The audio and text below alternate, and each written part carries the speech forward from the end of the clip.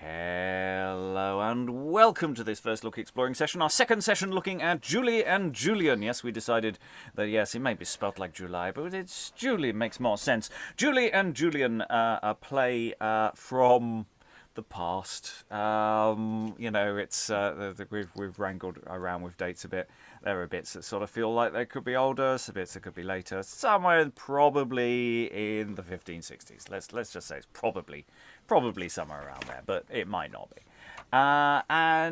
Yes, we had a lot of fun last time, so we're now terrified that it's all going to fall apart and turn to mush in our hands, as it tends to happen on the final session, because endings are hard, and getting a satisfactory ending, especially in a comedy, is especially awkward, because sometimes what was considered a good ending turns out to be extremely problematic when we pick around with it now. So without further ado, we're going to actually just do a little bit of text that we did yesterday, because we hadn't quite fully unpicked it last time, but then we're going to let things rattle forward. And one of the things we found last time is effectively, though the play is broken up into scenes, they do not really mean much in terms of the stage being left empty for any length of time. Action by and large just keeps going, keeps flowing, even if the stage is occasionally empty. So the scenes are a bit of a lie, but that's fine, and we'll see how it all goes. So who have we got reading today? Reading Julie today is... Hello, I'm Sarah Blake. I'm an actor, writer and director living in Germany. Reading Julian and also the epilogue is... Rachael Nicole, actor in New Jersey. Reading Wilkin today is... Hello, Lynn Freitas, teacher, Northwestern United States. And reading Fenell today is... Helen Good, historian in Hull. Reading Chremes and Bettrice today is... Hi, I'm Eric, and my microphone is over to the side because there are other things going on the desk that you don't want to know about. Okay, that wasn't awkward at all. Reading Messenger today is... Hi, Alan Scott, based in Suffolk. And reading Mawd and Bamford today is... Lois Potter, based in London. And so, without further ado, I'd say we don't have any stage directions, so we have to infer a lot of stage directions. So what's going on as we're going into this? Well, what we think is going on is Julie has arranged an assignation initially with his love. That was found out, and so to sort of cover this action, in theory, he's pretending to admonish his love, but he's actually somebody else disguised, or someone who may be on stage but may not. We're not really sure. And this is being overwatched by Mawd and Chremes, maybe via a window. We're not 100% certain. So we're going to go from Act 3, Scene 6. We're then going to carry on into Act 4, Scene 1 and beyond. We'll get a few scenes under our belt because the scenes are very, very short, and see if some of the things we've been discussing make more sense or less sense as we go into what's going on. So Julie is on stage with Wilkin, and they know they're going to do some feigning in a moment. What will this feigning be like? I must now feign I am in love, and so I am indeed. Now to utter all my wisdom I had need. Methink a window cracks. I must counterfeit gravity. Was ever man in such a perplexity? Oh, what is love? By dear God, a love, one were better dead than with lovers' darts paid. Ahem, Julie, here they be both. This gear is trim. Thou knave! Art thou so false to me and my father, and thou so untrue, a whore to my mother? Lo now, if it had been another, ye would not have sticked to have been false together. Go, whore and thief, and take that for amends. It shall not be long ere you flet from hence. If I would have been naught, they would have made me be naught. But somewhat have they both to court. For this which they have wrought, I will see whether they will take heed this time, for doing hereafter the like crime. Well now, I think, best to go in, to see how matters frame with Wilkin. And goes in Act 4, Scene 1. They be all truer than we took them to be, and specially thou, my son Julie. Continue in this thy goodness still, and thou shalt have of us what thou wilt. God's blessing of thy heart and mine, for thou paidest her out well and fine. Sir, I pray you forgive me that I was so bold without your licence to try how she would have done unto one which had mind unto her, and think nothing in her. For this I be such, you, I trust, her pains at my hands were enough. We pardon you both and hold you excused, so that hereafter honesty be used. But I say, what stranger trowie is this that cometh here? And as we've got it, and I'll just pause here before we come to the entrance of the messenger. I think it makes perfect sense if Wilkin is still on stage and he's brought in some unspecified way, Mrs. and that they're talking to them both, you and you. I think that makes sense. Do we have a consensus from the room about that? From those who were here yesterday, and we were having this discussion before. Because it does seem to be, thou knave art, it's like Wilkin says, you've got to admonish me and etc. We're ready. That sort of works. But I don't know. Hit Mrs. though. I mean, I think he may actually strike Mrs. I mean, I would hope he pulled the blow a bit. Oh yeah, I'm sure it's all carefully choreographed in advance, of course. Yeah.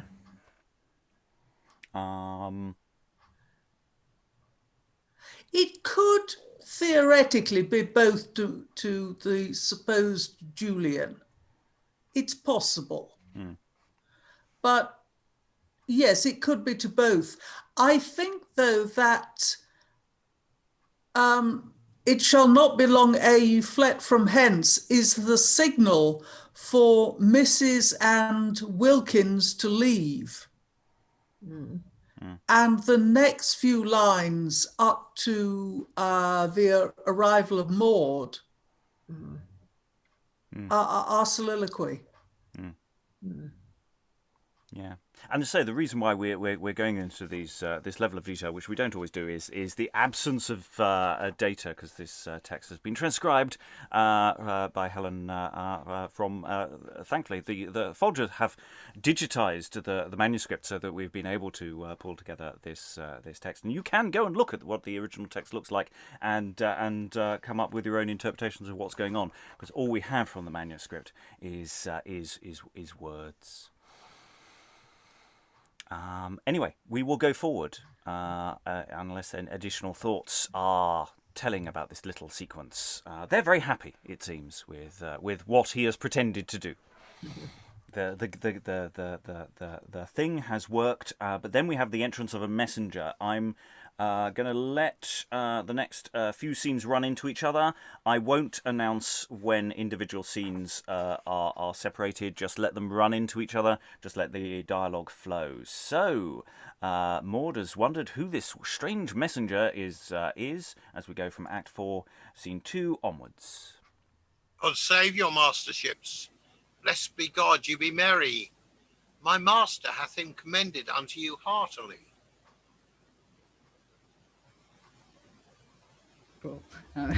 Welcome, friend. I pray you pardon me.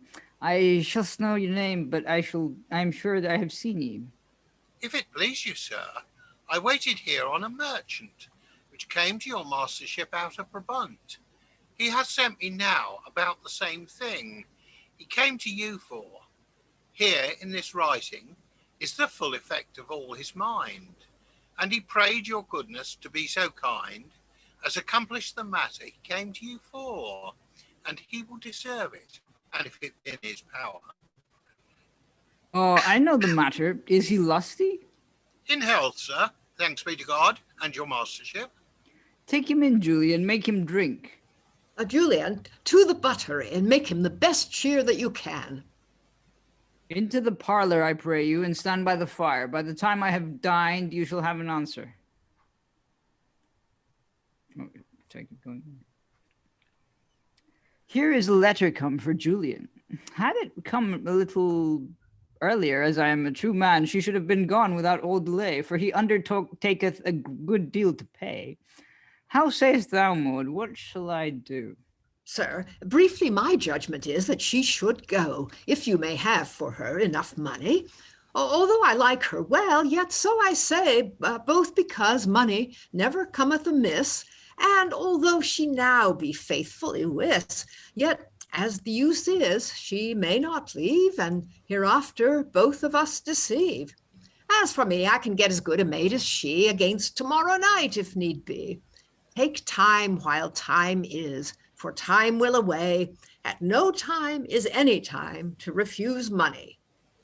Marry, as thou sayest, he is well set, that he will repay the sheriff his debt of 200 marks which we did lose in forfeit for fighting with Sir Robert Rose. 100 marks more he offers me towards the marriage of my son Julie.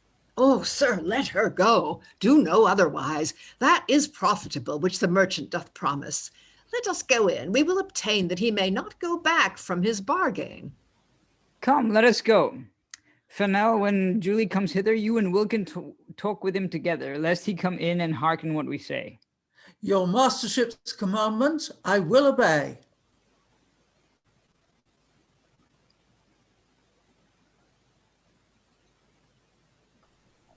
Continue, Fenell. I spoke. Did you not hear me? Yes, next scene, you speak first as well. Oh, I'm terribly sorry. Oh, yes, so I do. Here is money, come for Julian. How sayest thou now? It is no jesting matter. Thy master nor thou cannot avoid this. I perceive that although there be a knavish brain in thy pate. It is hard, but I despair not if you will do your diligence. But we shall nick the merchantman with some pretense. When knavery was working, thou wast one. I trust thy conditions be not quite from thee gone. I ne'er wrought but with one, but where thou wast chief. Then of all knaves have their relief. Fennel, my father bade me come to thee, for thou hast business pointed out for me. Business, quoth you, is busy indeed. To be sousy in such business you had need. Why so, Wilkin? Why so, quoth you? Julian is gone. God forbid! 'Tis true. I came from her, but even now she serveth the strangers. And shall serve you more to your great danger. Indeed, he cometh for her. She must go to Brabant. Then she must be sold to a merchant. I would for no good your father knew I told you so. He bade me keep you in talk, lest you should know. Dost that? But must I lose my love? I will kill the knave, by dear God above. If he were the devil's own chief merchant, he shall not take my paramour from my hand. Oh, soft master, be patient. There is no remedy, but needs he must have your fair lady, or else you shall sustain anger of your father. Do not that in no case, but rather make shift to get her from the merchantman by some crafty conveyance, if you can. All the craft in catching. What shift can I make? Promise me my liberty, and I will undertake with my fellow Fennel to fetch such a fetch that I will go nigh her from him to snatch. I promise thee my honesty and thrift. I will buy that out if thou will drive that drift. Will you go then?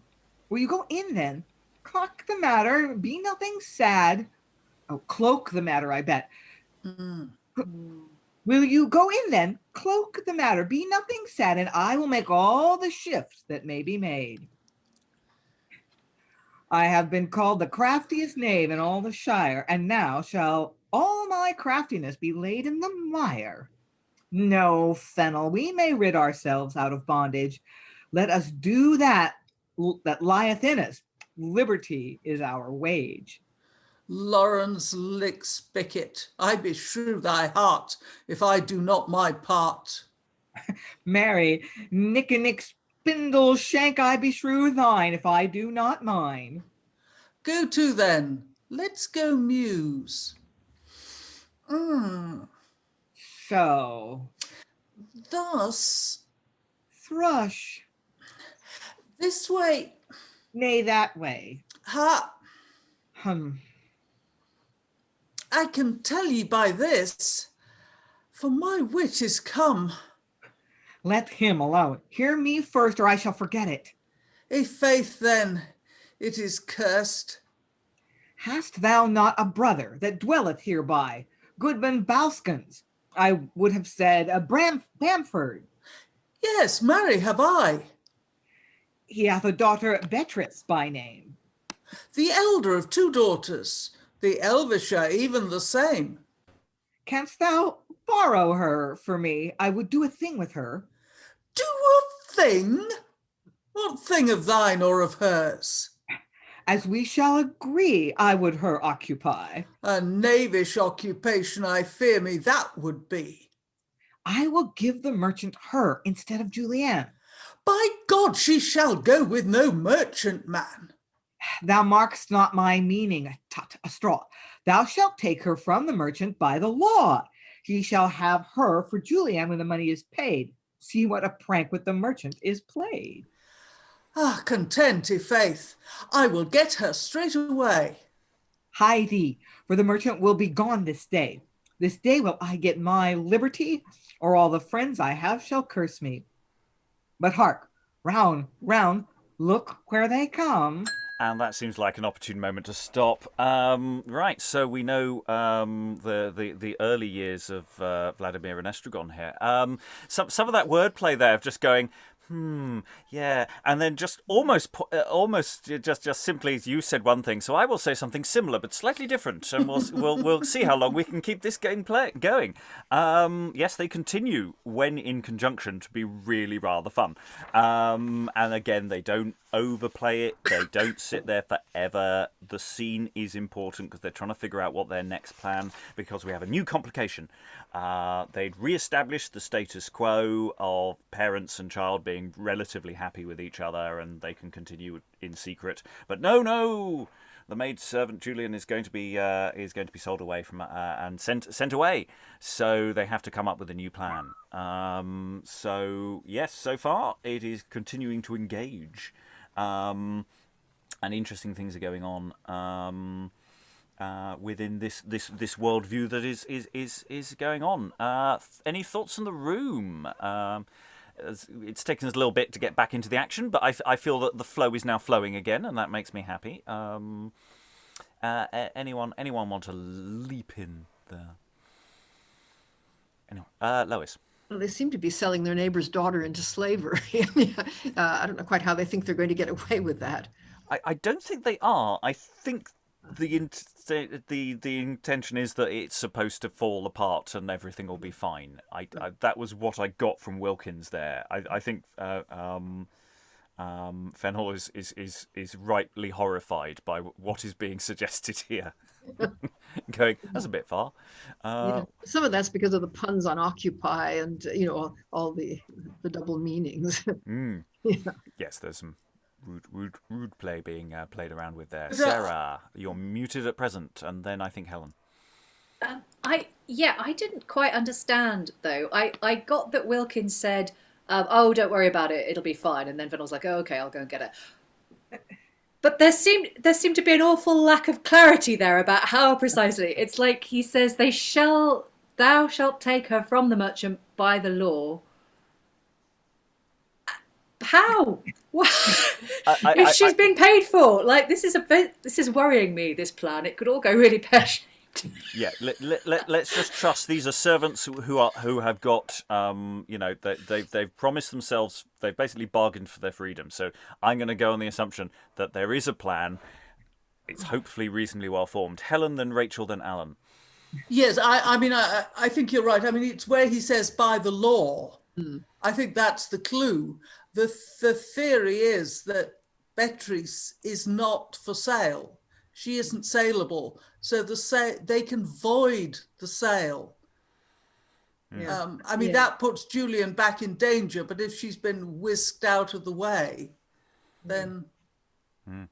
It Yeah, I is a think it cunning must be plan. that if somebody actually has parents, they can't be sold. Presumably, Julian is an orphan or thought to be one. One never knows with Ooh, these ooh, people. ooh! So that's a cat amongst the pigeons. Yeah. The Rachael, then Alan. Oh, hands all over the place. Rachael first. No, I mean, this scene, it is troubling, and it is kind of, I know it's supposed to be funny, but just the selling of people is very low key, high key, sinister. But I think that move there with the neighbor's daughter is meant just to buy time for them to get the Julian away before they can sell her. Alan. Yeah, I think the getting it back by law is simply goods were not as described on the invoice. Eric. It's a different person. Eric. I was going to say that the, what do you call it, Mawd is very, very keen to sell. It seems like she doesn't even sort of hide it. She's very like, yeah, you need the money, husband. Of course you do. And this was set up last time because, it did say, I was offered money once. So it is an established thing. Helen. Yes, I was particularly interested in the last bit we did with the fact that we've suddenly got ourselves out of an unknown country somewhere in an unknown past to a fine for fighting with Sir Robert Rose. Now, I am sure we have here a topical reference of which I know absolutely nothing. But it certainly, that grounds the play far more in wherever this place is. Well, it feels like it makes very little sense unless it's ancient Rome at the moment. But I don't know, because that's sort of where it's all modelled from. So yes, but we've got a sheriff who, and obviously this is, he's given a bond of 200 marks not to pursue his quarrel with Rose. He's then gone and pursued his quarrel with Rose. His debt is forfeit to the sheriff of 200 marks, which could be why Mawd was complaining to her brother that they hadn't got any money.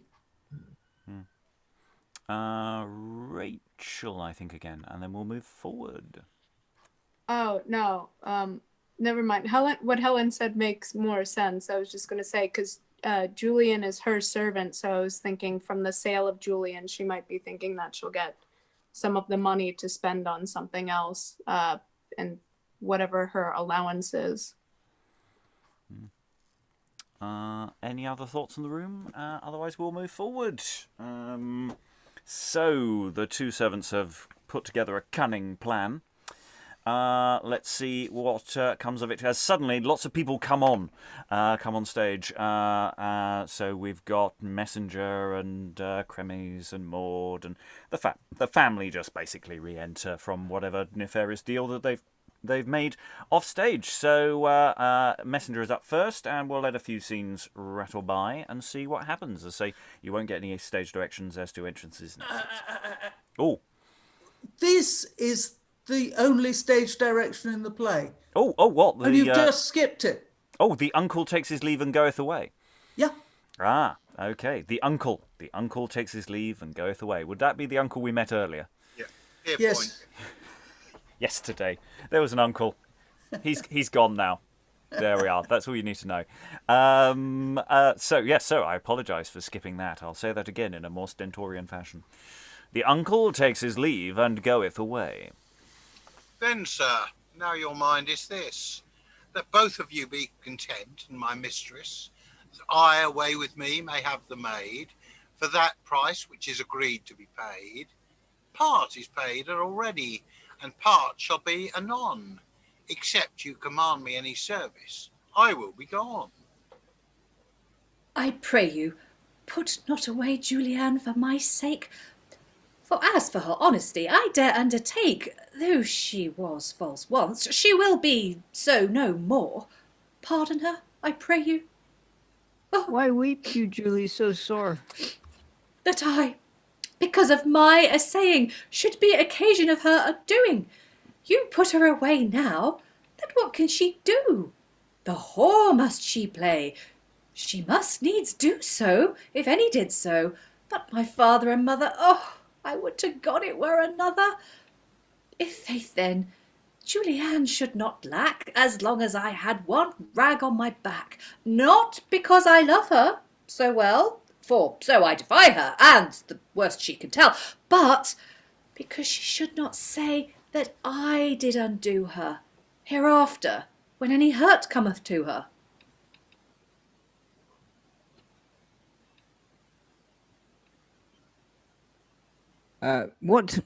Julie, what meaneth you by this? We put not her away for that. She'd have done amiss. But sith her father and friends sent for her again, we cannot with right hold her from them. Oh, father, if he did send for her, why do he her by? What if we do? Will you presume rashly before us your parents to brag and deface? We shall tame you, sung Julie, within short space. I cry you a mercy, mother. I thought you had cast her off, as though honesty had been quite past her. Why, do not so. Then I have done. Let us go in. Thou shalt take her away, unknowing to him. All that we mend with cock and care, see how my master himself does mar. But his love is so hot, he must needs burst out. All that will not help, but I go about a new kind of device to beguile the knave. Like to be the dead, so God me save. No, but Fenell, I pray thee hark. He must pay the shrieve 100 mark. I will get on a cot, shall dash all acquaintance. For that same already I have cried acquittance. In a sheriff's man, I will make him believe that I am master undershrieve. There I hit him. There you dashed him. There I paid him home. Then thou wilt pour a pottle of knavery in his bosom, to let me have some of the money you might do very well, because I keep close all thy counsel. But sayst thou nothing of Julian yet? For her, sir, I will have another fit. I will say that I am her father, and treat that knave down that she is my daughter. And he'll crouch and kneel as I were a lord. But then I will deter me at the next word. I will say I have another daughter, if she will do any service. Pointing him to thy cousin Bettrice, and take as much money for her or more as he paid for Julian before. Then when he hath received her, and I out of the way, thou shalt claim thy cousin. He cannot deny. Oh, noble lad, is it not a good device of him that was never wise? Go you, make you ready. I will set the fellow forward. The merchant's man shall be dressed this day like a ward. Remember to bid Julian take me for her father. I think she have borne thee, thou art her son rather. Lo, where they come. I will tell her in time how she may catch yonder fool without birdlime. We'll just briefly pause there. There's lots of interesting things. So when Wilkin earlier and Lois put in the chat about the line being "hark, room, room," which makes a lot of sense. That Wilkin and Fenell, they don't exit at this point. They just sort of step back, let the scene that comes in happen, and then they step back forward again and go, okay, what's the next plan? Because that plan you've just made is slightly needs to be elaborated upon. And it's really interesting. They're just going, oh no, Julie is really he's not playing his hand very well. And look, he's just going to burst out with love. We've got to hurry up and get things done. Because it's Julie can't hold back really. It's not because I love her. No, oh, absolutely not that. No, it's because it's wrong, etc. And then we have this plan about someone pretending to be Julian's father. So that's going to go well. And I just love the line, I think she would have borne thee, thou art her son, rather. So I'm assuming there's a distinct age disparity here. We're assuming that Fenell and Wilkin are some of the younger boys of the company. Just going, you're her father. Yes, that'll work. Any thoughts from the room before we move forward into what nominally we will call Act 5, but goodness only knows? Yes, just before Helen. you hit this, I made a wild guess at when Act 5 would begin, and I put it here, but it doesn't mean it is. In the list of people in the scene, you've got Uncle, and that's obviously wrong because he's left. And you've got Under Sheriff. And this is because for part of the time, Wilkin will be disguised as the Under Sheriff. I left it in, though I should have probably have taken both of them out. Okay. Rachael. Is an under sheriff like a deputy? Yep. Okay. Available for shooting. But not, anyway, no, not even going to go there. Okay, well, let's dive in. So, yeah, in a sense, the divisions of acts and scenes are I think in the manuscript, basically, any system that did exist prior to this point was given up in terms of logic. So, because stuff just keeps happening. So let's have more of that stuff, and we'll see where we get. So we have the entrance of lots of people: Mawd, Julian, Fenell, Messenger, Wilkin in disguise at some point, and Bettrice. Get you gone that Julie knoweth not ere you be past. Then, if he be sorry, it shall be but in waste. Well, farewell, good Julian. God make you a good woman. Let me have your good word, good mistress, and God thank you at all times for your goodness. Farewell, good Mistress Julian. Hiss, piss, piss. Have me commended to my cousin merchant. I will do even as you command. Look lustily, woman, be of good cheer, for I warn thee thou goest to a good master. I know not whither I go, nor to whom. I would I were with my father at home. He would not let me be led so far to serve an unknown stranger. Am I not like to rid all out of danger? Oh, of good comfort, woman, you shall not be ordered evil. She shall not indeed, or I'll want out of my will. Although to a strange place you be sent. Thither shall she not come, I intend. Yet you shall have me still to your friend. How say you? By how trow you? Ho, well met, friend. How far have you to your journey's end? Good even, sir. Heartily, I go to Master Shreve. Oh, and I am coming from him towards Chremes. Or Chremes? He is not at home. He is gone into Kent. And yesterday in the morning he went, to judge upon a gentleman's controversy, which none can determine so well as he. He sent me hither for money, which Chremes in an obligation is bound to pay, and because thereof I should not fail, here is his quittance with his hand and seal. Therefore, if you come that way, he is at home.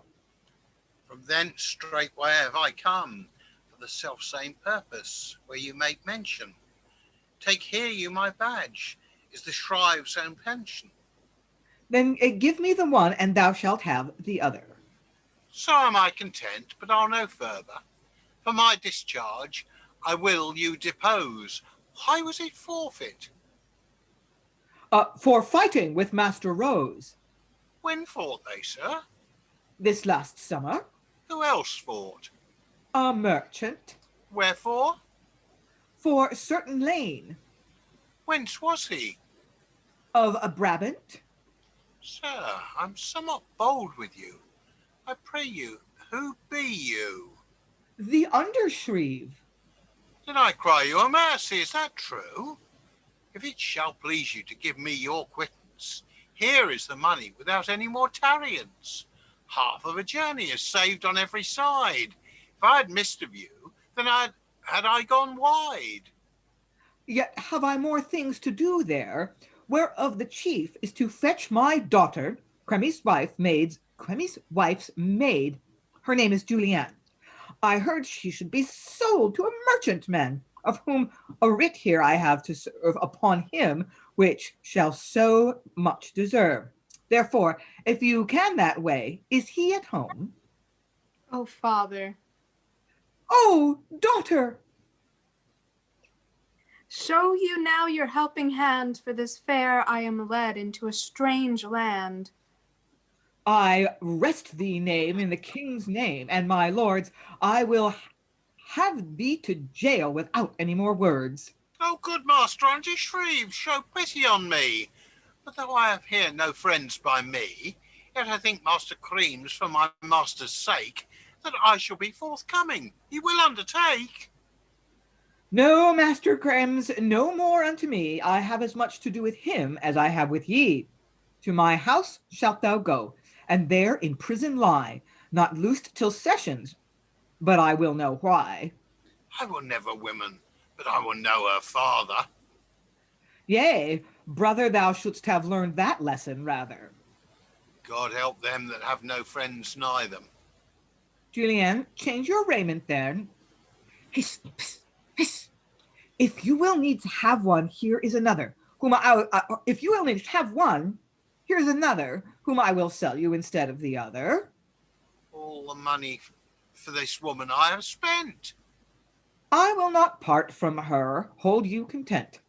You shall give me for this, or for none. Look on her well, is she not a pretty one? And you shall, some money for this Julian?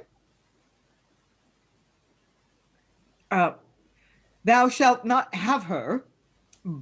What the devil, thou art a madman. Choose you whether thou wilt by this be set at liberty, or lose both and lie in prison continually. A pretty choice, God help me, I'm undone. No, choose whether thou wilt have even some, for I must go to other places to gather more rent. Let me see her yet. Bettrice, Here, sir. Are you sorry. Are you content to go with me? Loath would I be to part out this land, but I sustain all things at my father's hand. Who is your father? This man, Where dwelleth he? here. What brethren and sisters have you? Forsooth, sir, a brother and sister, the truth is for to tell. Fenell and Julian with Chremes they did well. I should have gone to Chremes when he did go, but then I should have married a merchant of Bristol. At all adventures, here is £100. How witty she is, So she is. and fair. Hold your hand. For 100 marks more, you shall both go your way. What sum is in this badge? I cannot say, but take it. Take you her. Now do you her sell? Aye, marry do I. I take her thus, fare you well. Well, thou art mine own, and I'm sure of thee now. There was a man never in such trouble, I trow. Now, if I had not had a good purse, may chance my hap had been much the worse. But let us be gone, lest any more trouble come. For when any comes, I am sure of some. And before any additional trouble comes, I think we should just disentangle some of the things going on there. We have these wonderful moments when Wilkins is giving instructions to people, as they say, a line of dialogue to them. Farewell, good Mistress Julian, hiss, piss, hiss, or hiss, piss, piss, which is basically whisper, whisper, whisper, whisper, whisper. So that Julian very early on is given instructions by Fenell or Wilkin as it goes along, and Wilkin is after that sort of first, I'm assuming it's aside. I like to ride out all of danger. Like it's like he's puffing himself up before he goes into the fray in his disguise and pretends this thing. And just at the moment when Julian just goes, "Oh, father." And yeah, the potential of play here and the bamboozling that is potentially going on here, and there's a huge amount of potential within this scene, which again a certain amount of unpicking and tidying up is still to do. Alan, then Helen. Yeah, there's a slight text issue because we've got two speeches from Wilkins following directly on from one another. I think one of those lines is potentially messenger. I think the line, "and you shall have more money for Julian." Yeah, because "and" would be "if you will," probably. Yeah. I think that's messenger line. I thought we had this discussion the other day before. No, it was a separate issue, similar sort of thing.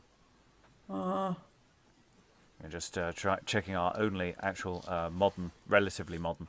Not edition. terribly modern. No, And I haven't a clue where I am in it. We'll come back to it. It was a noted issue in terms of what's going on there. So that's something we may tidy up outside of the session. Okay. 5-1. Thank you. Any other thoughts from the room about this scene and its relative complexity and confusions as to what's going on? Because untangling what's going on is more important at this stage. Lynn. Just something really microscopic. There's a questionable word. What do we mean by badge? My guess is that it actually is badge or bodge, related to a Latinate word for bag or purse, like Dante's bolge. Bag would work.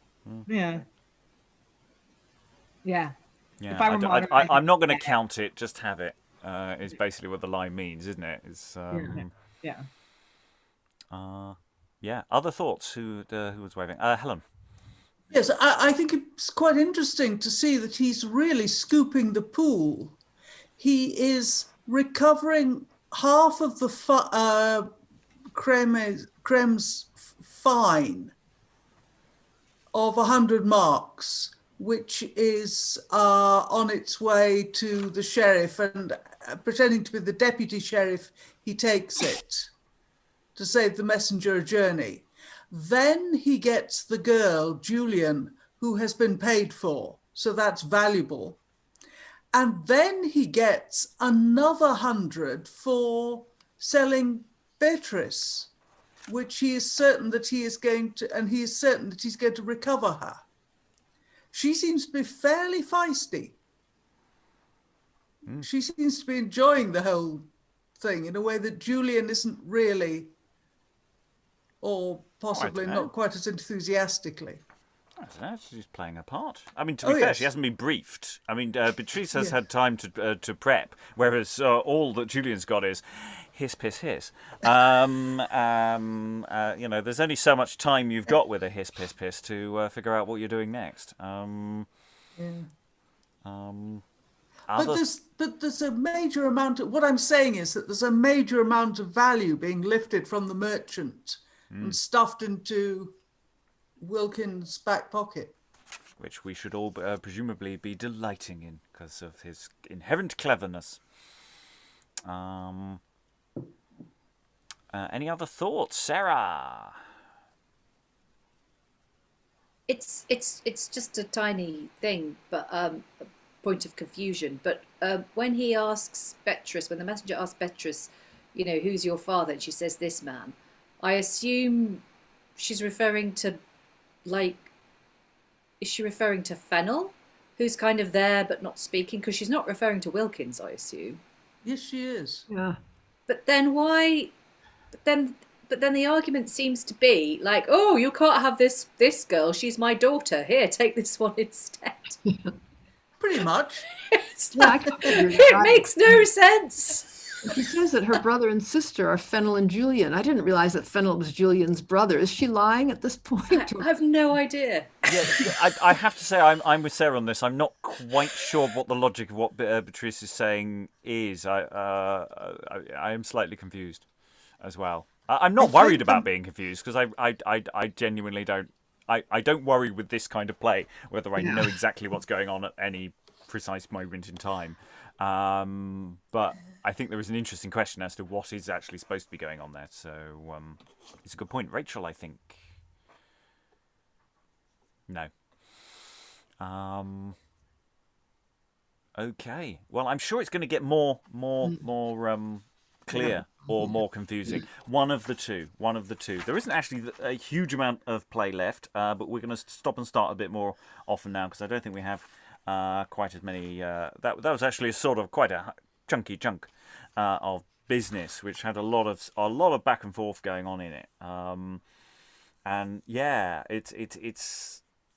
You could workshop that for a very long time, I think. All of these parts deserve to be workshopped at length. Alan? Yeah, one thing that struck me was that the passage there between Wilkin and the messenger was very, very similar in shape to the passages between Wilkin and Fenell earlier, with the very interlinking lines. You know, it's the same shtick being worked again.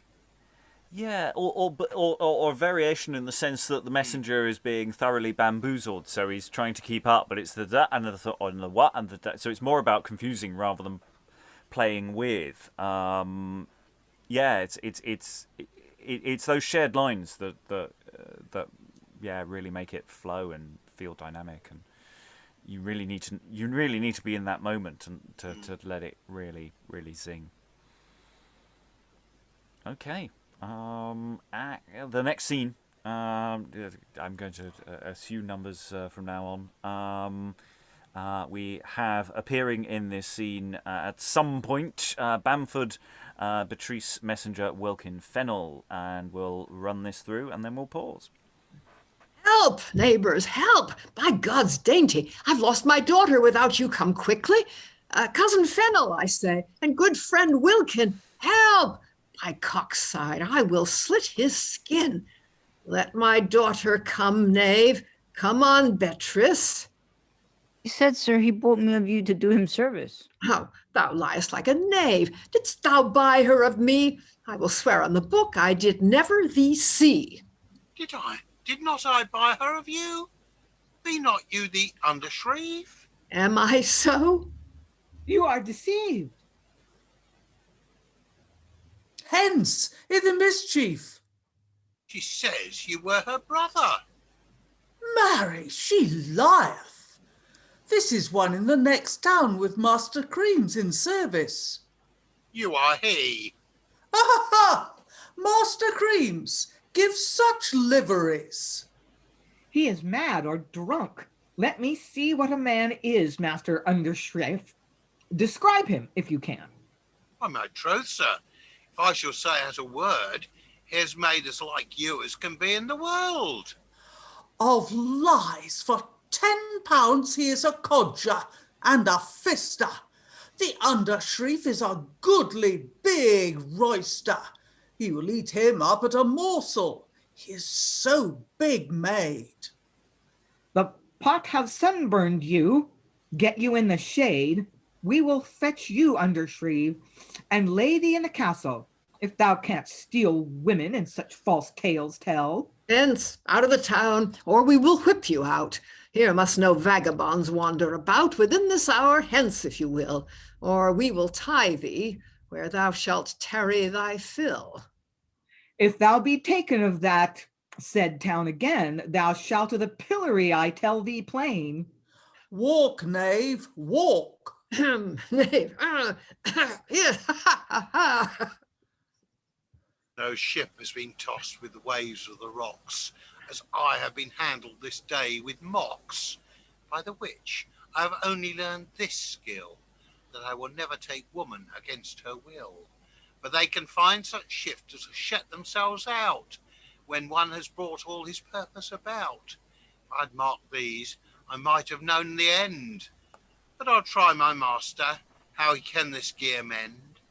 And presumably the messenger exits. So it all goes a bit Pete Tong there. Everything unravels very, very quickly. I'm not 100% certain of how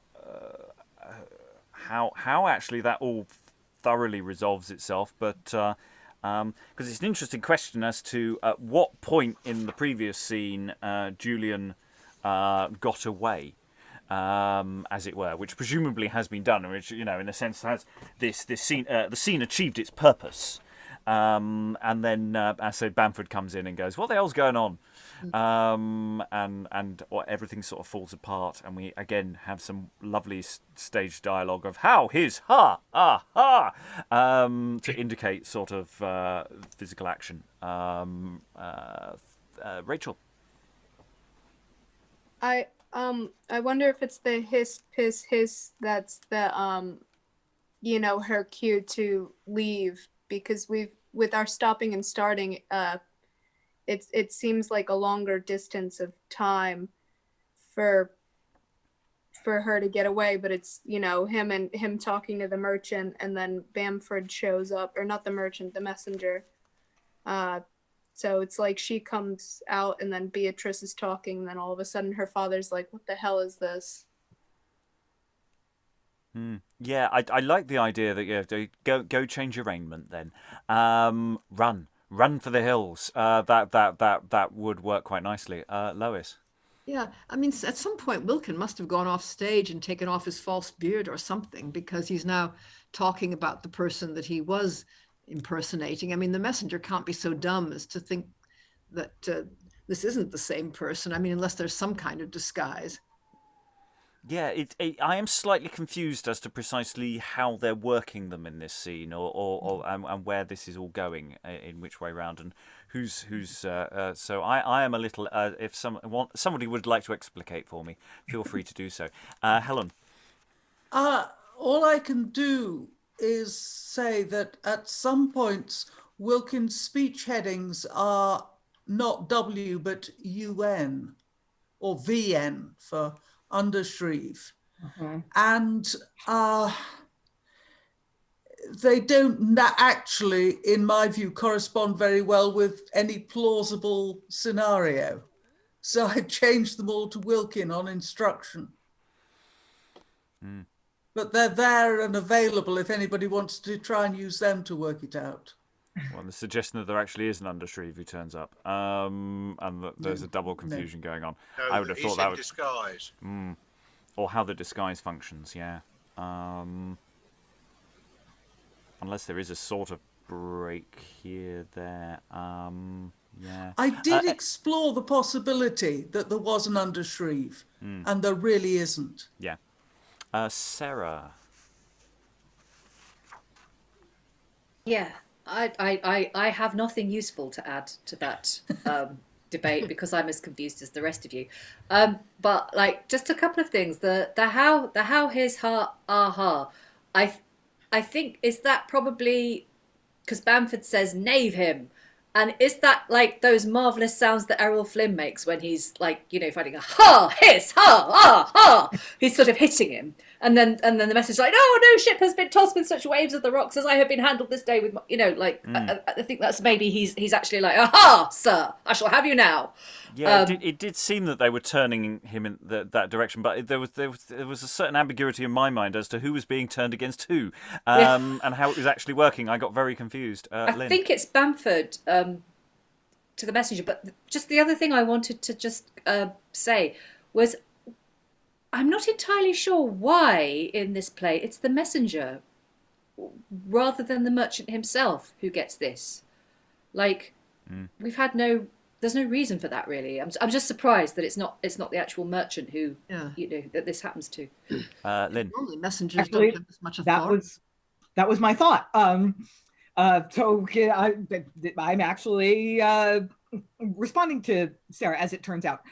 So I was wondering the same thing earlier. Why not send the merchant himself? And I think this scene explains that, because we want more comedy violence, and you wouldn't want to beat up the merchant himself. He's a little too high status for that. So you send his factor, his messenger, his servant. So you can embarrass him and humiliate him and confuse him and like physically box him around a little bit. So yeah, I do think that knave that's punching him out a little bit. So and you wouldn't want to do that to the merchant himself. It's funnier if it's a servant, I guess. Alan, then Rachael. Yeah, I think actually the explanation for the messenger is slightly simpler, because we had the reference earlier that the other person who was involved in the fray with Rose was the merchant of Brabant, which makes me suspect that there may actually be a warrant out for his arrest, or the Shreve would be after a penalty from him, and therefore he's sending his errand boy on the basis that that's safer for him. And certainly, as far as the violence is concerned, I think the final speech that I had there as messenger is actually a reaction to the fact that he's been pretty thoroughly kicked and punched. And I think the other thing is with this whole scene is that if it was played at real pace, nobody's going to notice the gaps. Yeah, but even so, in rehearsal, you do need to figure out exactly what everybody's intentions are and how it's all structured, because otherwise it will just turn into a blob. Rachael, then Eric. Back to the point about Wilkin and his if he's in disguise or whatever, and when he gives up his disguise right before Act 5, Scene 2, the messenger has I take her thus, fare you well, which could be an exit line, and then it seems that he turns and starts talking to Bettrice. So that gives that part, and then the quick back and forth between Bamford and Bettrice and the messenger gives Wilkin just enough time to take off a coat or throw off a beard and run back on to be himself. I'm just wondering, in terms of what his disguise, would it matter to Bamford what he's, how elaborate is the disguise? If all it is a badge of office or something and things, and maybe, would Bamford care what Wilkin looks like, so as long as it's a fig leaf change of, if he's got something to indicate he's a sheriff and just covers that up and just immediately turns, then that might be enough. Lois might have a reaction to that. Well, I think Bamford's in on this trick, whatever it is, and that the only one that has to be deceived is the messenger, because he's the one who wants a description of what the undershreve. He's the one that says the undershreve looks just like you, and then the Fenell says, no, he doesn't look remotely like him. No, I think Bamford is just pretending to be furious, isn't he? I mean, he's in and out with them. At least it looks to me as if the next lines, in fact, in the next scene, which is all I've glanced at, suggest that they're all in it together. Well, then we will see if that does a test when we get to it. Eric, then Helen. That's basically what I was going to say, because then it kind of feels like they basically, it's all three of them turning on the messenger. It's like the sort of clown family is growing. Mm-hmm. Yeah, and it's all one massive con. And if everybody's is in on the con, then that removes all of those objections and those confusions, actually, because it's just simply all they have to do is just turn around and say, well, we didn't say that. You're obviously, he's a terrible person. Let's hit him. Yes, let's hit him. Good. Goodbye, messenger. Helen. No, you've gone past my point and solved it. Excellent. So let's go into the next section. So the messenger seems to have exited, and these people are all left on stage: Bamford, Wilkin, Fenell. So let's see what they have to say, if they answer the questions and the answers that we've already just discussed. The merchant is well dressed. Yea, but now what is best to do with her? Indeed, I think neither of you dare bring her to my master. What we are best to do? Neither of us dare do it, I trow. If you be no wiser, then I would the merchant had her again. I will tell my master how thou wouldst mock him, and so shall I have thanks of him. If you fall to that, I will run away with Julian. If she will run, as I am a true man. But thou did all, and we did nothing. Thou lent us thy house, thy help, and everything. And this thanks have I. I durst take in hand to blind Chremes quickly, that could I warrant. But when mopping Mawd her brows do bend, methink the devil whirls on her nose end. And to go to crooked Chremes I would be loath, and more loather to go either of them both. Ye have strong hearts as a hen, which in the end are the worst-hearted men. Yea, Bamford, I have talked in jest, but now I will thee what is best. First, let Julian get on fine apparel, and thou knowest my master Chremes can tipple well. Bid thou him to feast, that we shall fill in wine, and use other knacks as we can well affine. And under colour of vantage, when his wits with drink waxeth bare, we will train him to your fancies. Avarice shall be our snare, whereby we will work and use a trick of law. Through certain forged evidence, we will dress him like a daw. Let not Mawd come too. No. Go quickly. All things here shall be soon ready. Give me the key of the chest where the boxes lie, for I will go write names of them by and by. Come on, I will give them thee myself, and take my best gown. Chremes shall go drunken this day out of town. So we have a continuation of this of plotting. We're going to the next phase. They need to sort out mother and father, and they're making the decision. Who do they go for? We're not going for mother. No. Let's go for the easy option. Let's get the father drunk and sort out the next step of the problem. It's interesting, these sort of sequential problem solvings that's going on here. You know, it's not like they turned up at the beginning and right, I know exactly what we're going to do. We're going to do this and this and this and this. No, one problem at a time. And now we'll move on to the next one. Helen. There's an element of thieves falling out at the beginning because there's a certain amount of panic and they start turning on each other. Well, I don't know if it's they're turning against each other. They're definitely going, what do we do now? Yes, but I mean, one is the Fenell is threatening to.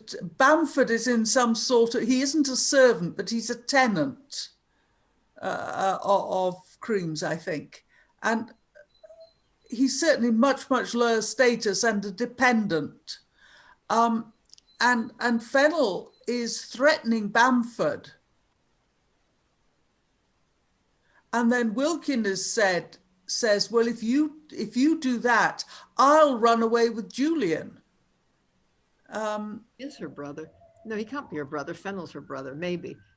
Yeah, and I guess Wilkin is blaming Bamford. It's all your fault because it was your house, your help, and everything. So we'll blame the whole plot on you. I guess that's the idea. Yeah, and I mean, I think that they are. They have a moment of panic when they turn on each other, and then Wilkin pulls them all together. Mm. Yea, Bamford, I have talked in jest. Yeah. Now, here's the plan. Mm. Let not Mawd come too. No. Never has a single word, a single syllable been used so effectively actually in this play of discipline. Yeah. Eric. I just like the descriptions. Like, I just taken hand to blind Chremes quickly that could I warrant. But when mopping Mawd, her brows do bend. Methink the devil whirls on her nose end. Just the description is like. You don't want to get on the wrong side of Mawd. No, it's horrible. Yeah. Okay. We'll go. Oh no, Sarah. It was only a little thing, just picking up on what Eric just said about the descriptions. I also really liked we will dress him like a daw, but I didn't quite understand it. Are they talking about like a jackdaw, like a bird? And What is the context? Lois.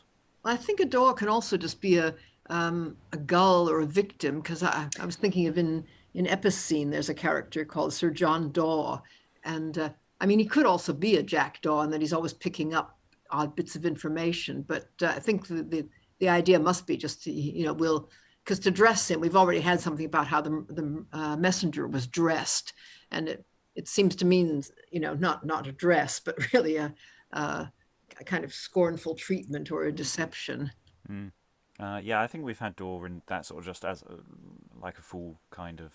We had it idea. in Tarleton's jests, where a lot of the jests were about crows and daws and that kind of thing. So maybe that's the reference to that. Possibly. I think they were really going for bird references there. I don't think this is going quite as, but it might be. But yeah, it's a good point. Maybe someone out there will be more definitive on that. Maybe.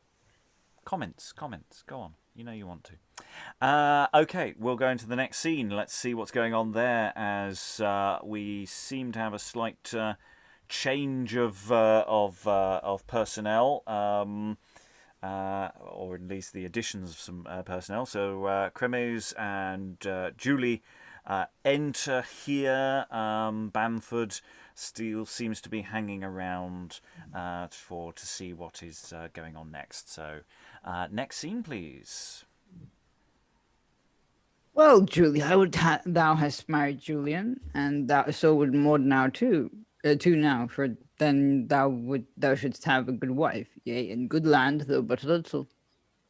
If you and my mother had been content, our minds together we would have bent. But I considered it was not my duty, against your will, with her to agree. Indeed, son Julie, thou wast in no fault, but I myself and my wife Mawd, which for gain of a little money sold Julian quite out of the country. God save your mastership. Twice so much I would have had spent. I would have had spent condition I had her here again of this present. Master Chremes, Godspeed your mastership.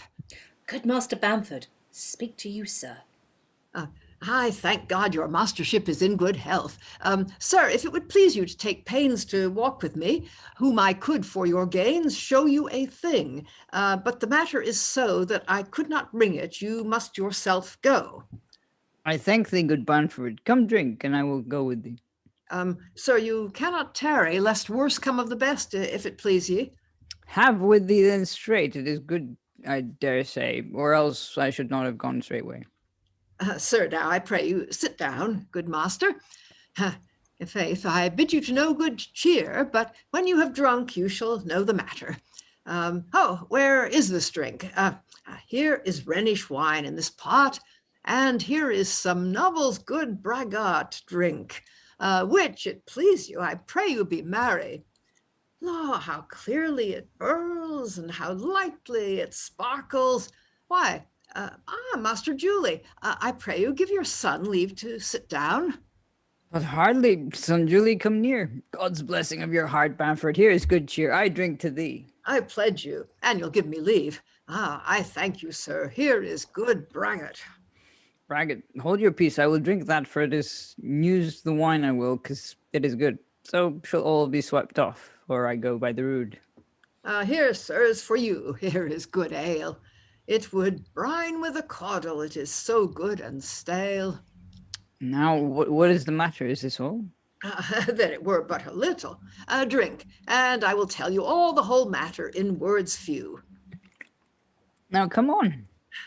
A gentleman sojourned here yesternight, which brought with him a fair gentlewoman and bright. A fair gentlewoman. Yes, truly, to my sight. And he left her with me, and all the evidence of both their lands to put to my credence.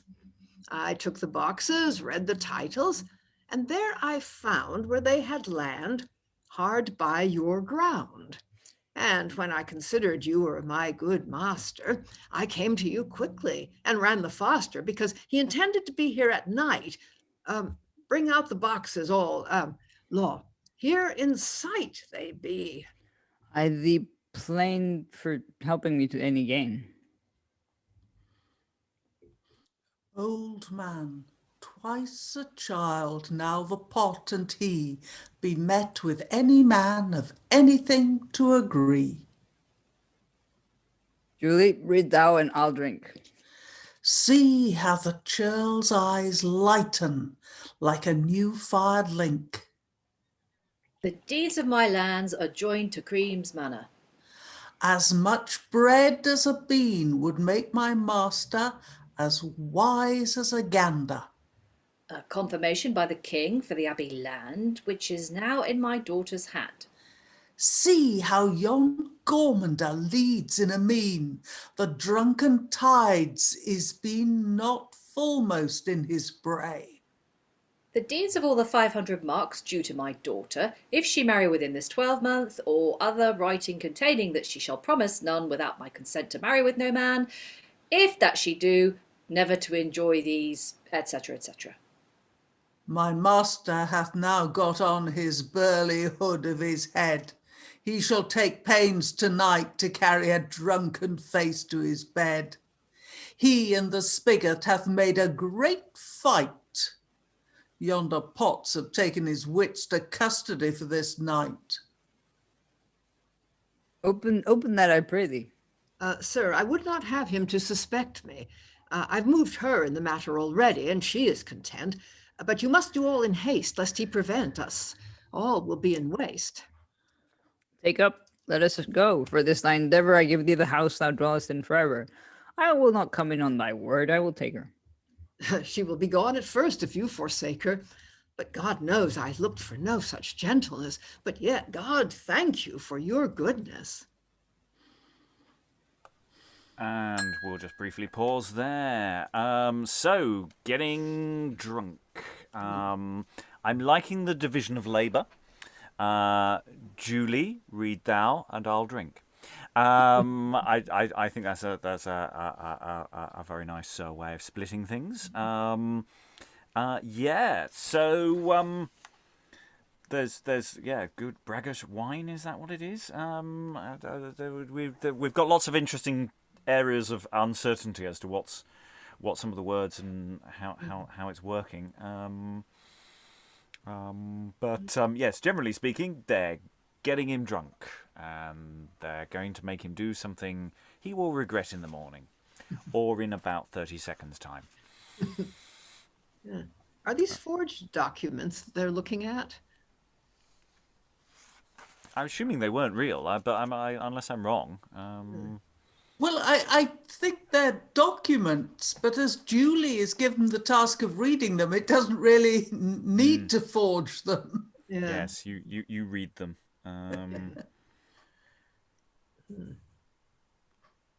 Yeah.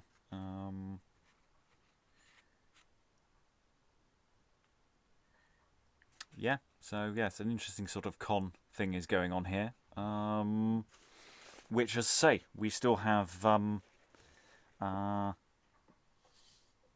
more business to go. We have a few more scenes to go, and in a moment, Mawd is going to enter. So I'm sure that's going to go well. Sarah. They must be forged because they refer to my daughter, who is Julianne, I assume. Is that Julianne? Oh no, actually, is it meant to be someone else? Because I was thinking if the daughter in question is Julianne, then they must be forged because we don't know who her father is, do we? We think she's an orphan. But if it's someone else, then forget I said that. I'm not entirely sure. Alan. I've a feeling that Bamford's daughter is actually Bettrice. Yeah, that was supposed to be his daughter, wasn't it? Yeah. Yes, Yeah, I'll let the room continue doing this for a moment. Eric, then Helen. That's what I was gonna say. It's the Bamford's daughter is Beatrice, but then he says that because he says I'll bring out the boxes in this scene, but also in the previous scene I'll give you the key, and then if I'm assuming that if they get Chremes drunk enough, he won't be able to tell the difference between a fancy woman in a gown and Julianne. Yes, because he's talking about someone who's staying with him. He's not talking about his daughter. He's talking about someone who's staying with him, their daughter. They're going to get this grant of land, and but you've got to marry off the daughter really quickly. So Helen. Yes, they've only got between that moment and the evening when the putative father of this non-existent daughter is going to turn up and collect both his boxes and the daughter. I mean, he's using Bamford's house as a left luggage office while he's doing some business elsewhere. And he's parked his dependent daughter and his evidences on Bamford. But I think the important point of this that has to be worked out is the Chremes' progress into inebriation. That's what the scene is about, yes. Yes, and actually the way those asides work, they're really nice. You did them very nicely as commentary. It was almost David Attenborough. Not quite hushed enough. See how the churl's eyes lighten. Yes. Okay, so let's bring this to a conclusion, or move in the general direction of conclusion. We might pause before we get to the very end, but let's see what happens. Next scene, or unit of action, Chremes is going to call for... Mawd, Yea, forsooth. I can tell thee a tale of a better bargain than we have made a sale. I will tell thee all within. Julie, come hither. Fenell will go to Bamford's house and tell him that I will send Julie straight away. Yes, sir. My master thinks the moon and 7 stars work in his mind. Marry, in this door long we have coveted to have the wind. This gear begins to work now in his kind. Is not the old proverb here most manifest and true? The blind eats many a fly. I report me unto you. Well, much water comes by the mill away that the miller knoweth not of by night and day. Who's there? What? Fenell, old lad. My master makes mirth, all that may be made for thy tidings. But, sir, where is Julian? Tell her I come straight and bring her good man. And we'll go straight into the next scene. He will wait on Master Julie whensoever he cometh. We both bid thee be manly and merry, be not lowering or sad, but see you be lusty. Let him alone. Remember what we said before Bamford. Make thee sure to the maid. And that she might better trust to my gentleness when thou comest hither, pray me for kindness, to grant thee the 3 petitions. Ask then thou what thou list, and of us in granting nothing shall be missed. Thou goest for no trifles, but for thy wife, to make or to mar thyself for thy life. Although I know her not, what woman she is, yet your will be done, whatso it is. God speed thee well, make what haste thou can. I pray God this will be no worse than Julian, but what so she is, her lands be good. That is the thing that wealthy man would. All is the better, I make God a vow. But let us go into the parlour now. And they do, leaving Fenell and Julie behind. My master and mistress themselves make the bargain. Well done, by a lakin. But now again, here they all come. See what speed they make. This gear is made fast to both their fancy's sake. Now, Julian, as Bamford and Wilkin hath procured, you and I together by faith and truth be assured, and they that for us have taken this pain, the liberty at my father's hand I shall by and by obtain. Sir, I have always done for you the best of my power. Remember me, I beseech you, for now is come the hour wherein you may make our bondage free. Marry, my father bade me ask what I would, you being present, and to grant me he would be content.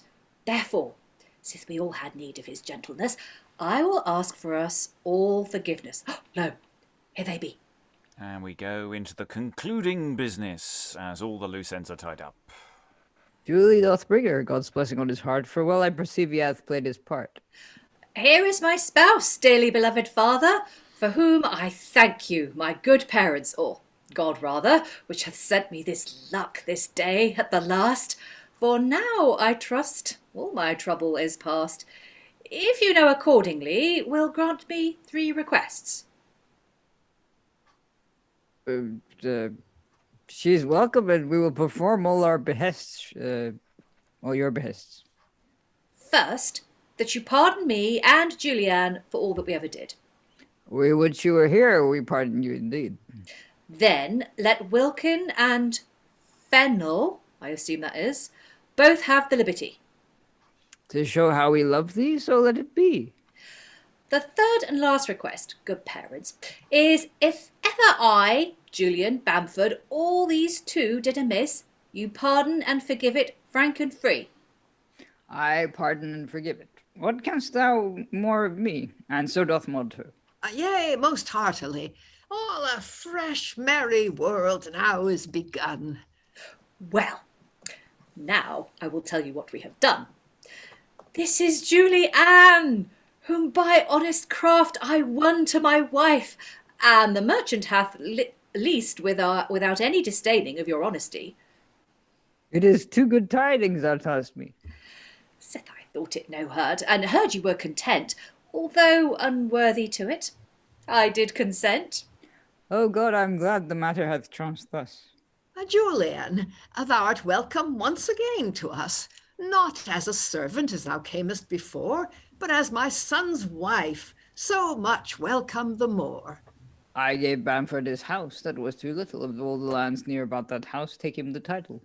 Marry, indeed, sir, Bamford, Fenell, Wilkin, and I did bring this about, even as you see. Come all in and tell me who laboured the best. Tomorrow is the marriage, let them come to the feast, and he shall be rewarded according to his merit. I never looked that this gear should come to so good a pass. Now have we made all better than it was. Jack shall have Jill, and Julie Julian, so that they be well. Yet once I knew a time well they might not be together, but now may they lie together their fill, with smock and shirt, so long as they will. Well, well, go to, let them alone, for over thwartness is now from my master gone. That Master Chremes and Dame Mawd also be well content with this marriage too. As for little Master Dick and little Poppet Nancy, may say this gear has gone with their fancy, and we have nothing lost, but got good hire. Our liberty we have, what can we more desire? The merchant man bid all this, yet he's not much worse. Let his master maintain his badge and his purse. Indeed, I think he spared worst of us all, but be he as he may, and we will as we shall.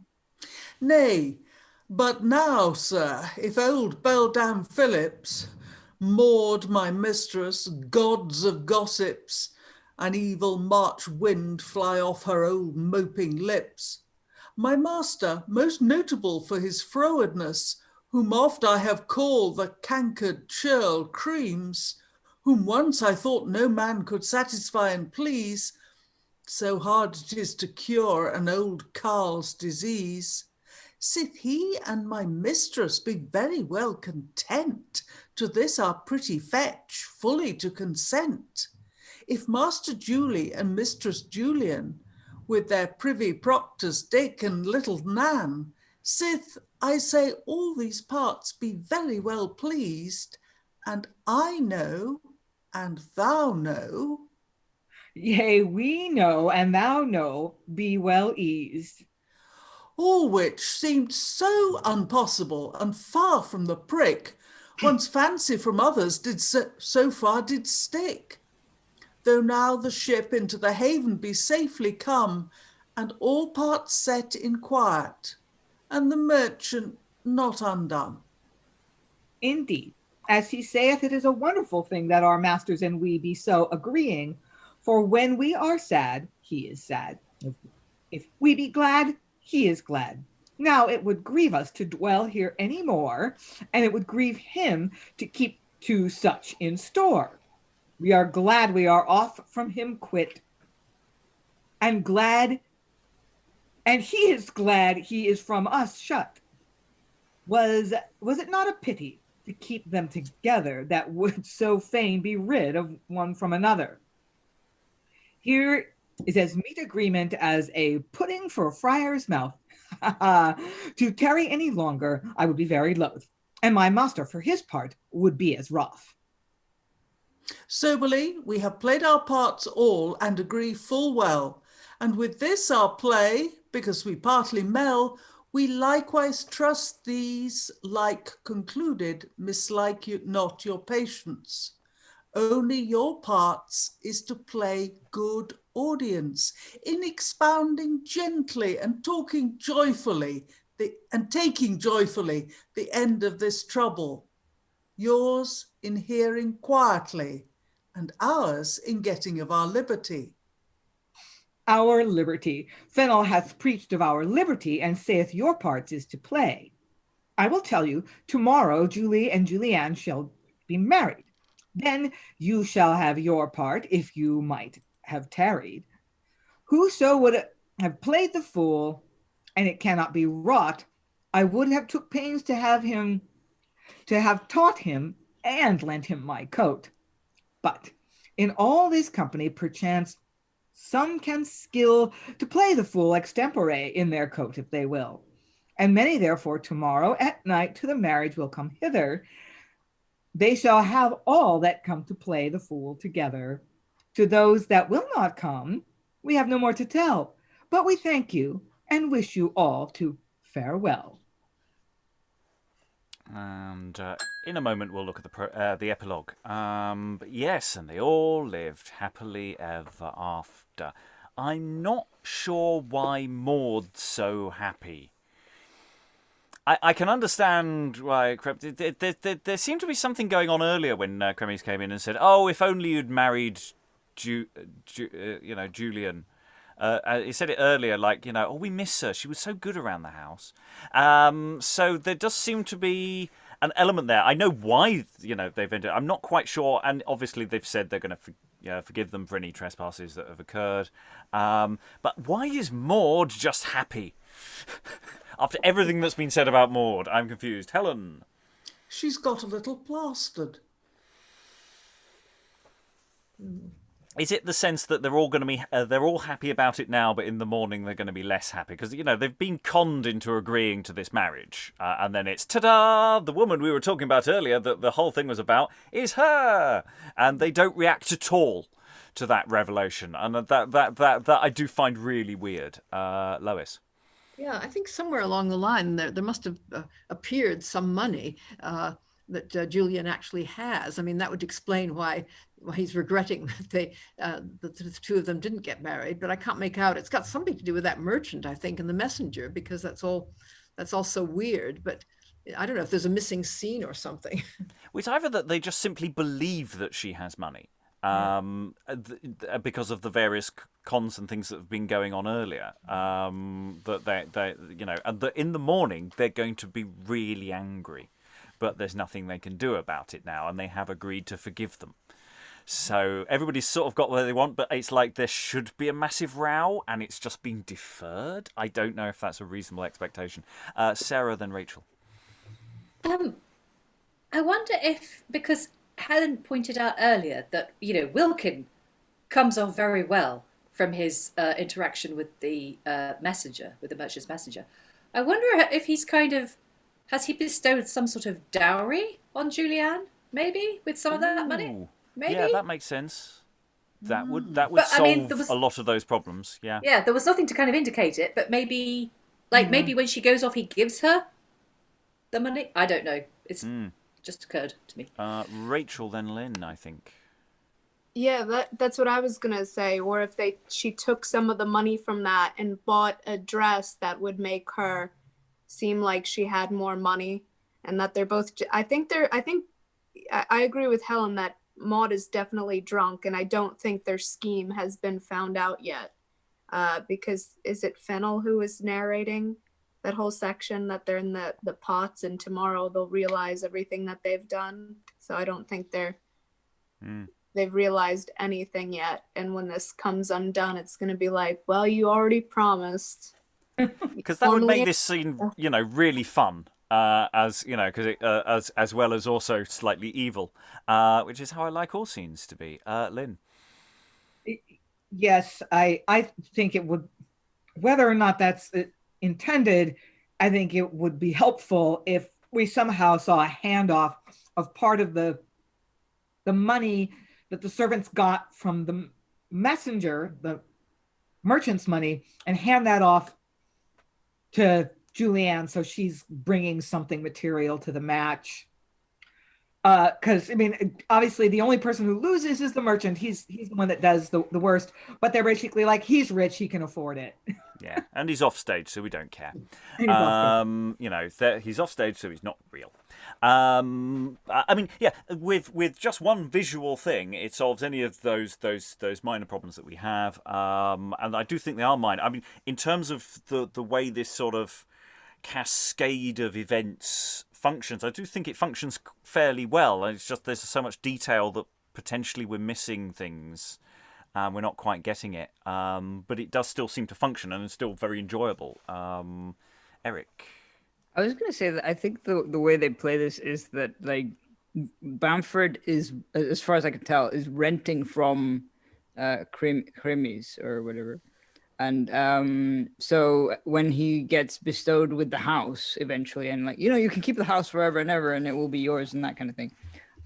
He doesn't have to, he can sort of bestow a dowry on Julianne. I'm not sure if that's the way it's played, but that seems to make sense to me. I don't know, some sort of. Well, we still have an epilogue. The epilogue might be performed by Wilkin, but we've asked Rachael to read it. I think it was Rachael. Let's have the epilogue. Let's see if that ties up any loose ends. Would you have heard right, worshipful audience, what we had to say to fulfill our promise? Wherein understand you, but we did our diligence to please and delight you. If we did otherwise, though we be sorry, yet we desire you, that with gentle patience you may make up the rest. Sith in us for our power, our will did the best. We doubt not thereof much. You be so free of heart, and that is all we look for. Our intent was only to show you that we, for our part, were earnestly fixed and purposely bent, not to satisfy, but to certify you by this, that we gladly acknowledge our duty is both at your commandment to use our service, and by your example to use honest exercise. Honester exercise than this is none, in which you have passed over most excellently that learned and witty men granted every one, that your learned devices were handily learnedly, to the profit and pleasure satisfying fully. So we boys and unlearned that no learning can show, we thought to come after, though we cannot follow you, that was well done in it we offer it. We yield it you and desire you to take it as yours. That was not well. We beseech you to pardon and bear with as ours. Which is a really weird, twisty epilogue. I mean, we've got fairly conventional things about where, if you didn't like it, we're sorry, but we did our best.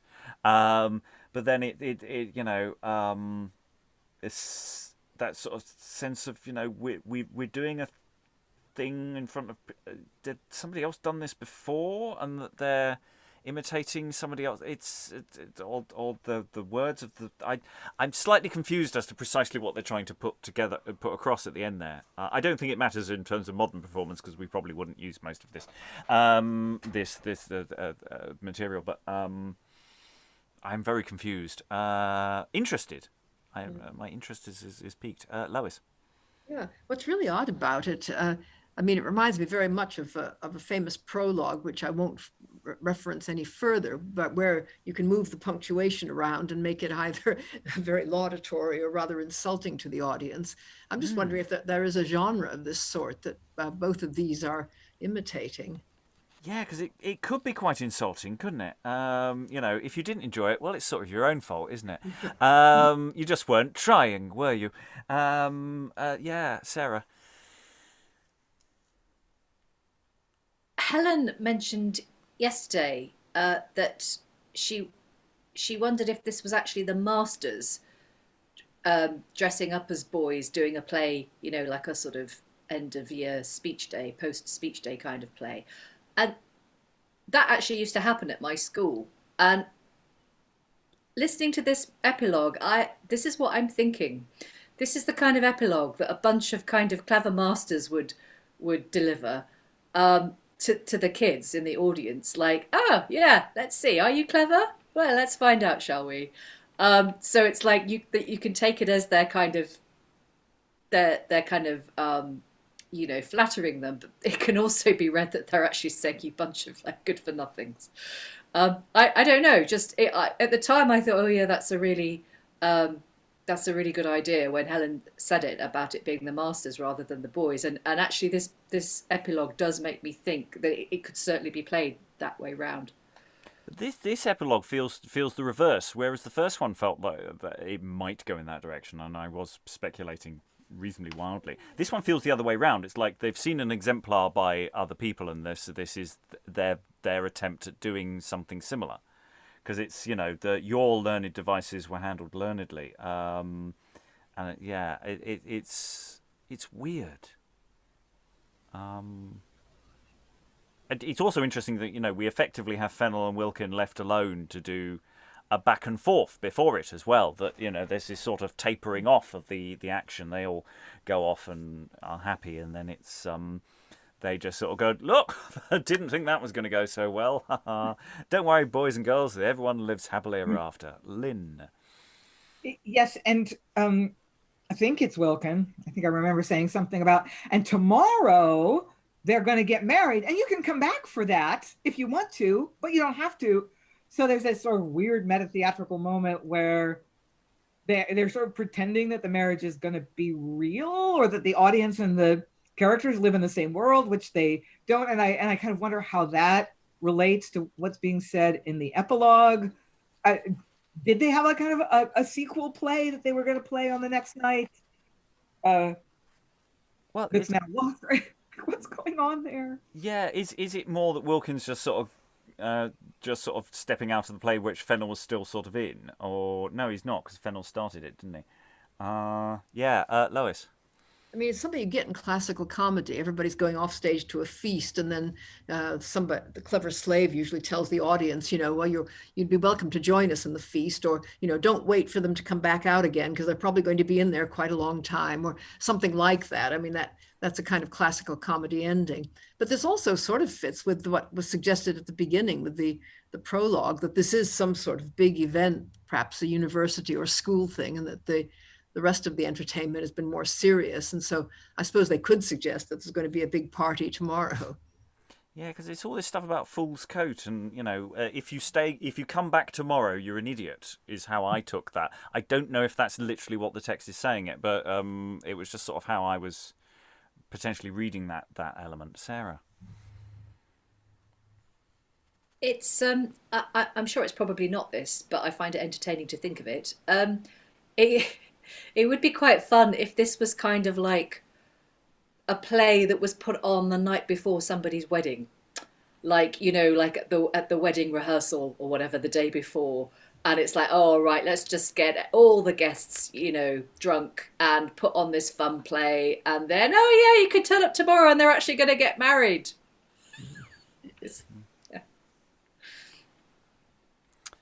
Okay. We're moving in the general direction of final thoughts, but if anyone has any specific thoughts before we go into general final thoughts, we have most of the people in the room have been here for both sessions, and getting a sense of the performability of this text. I mean, there is a lot of work that needs to be done to tidy it, and there's a lot of detailed work to do with this. I don't know how. I mean, it probably might be fine as an online thing, but it does feel like it's the kind of level of detail that you really want to workshop in a room. because there's potentially a huge amount of gameplay between characters. And yeah, just the momentum actually of what we've done today, because we stopped and started a lot.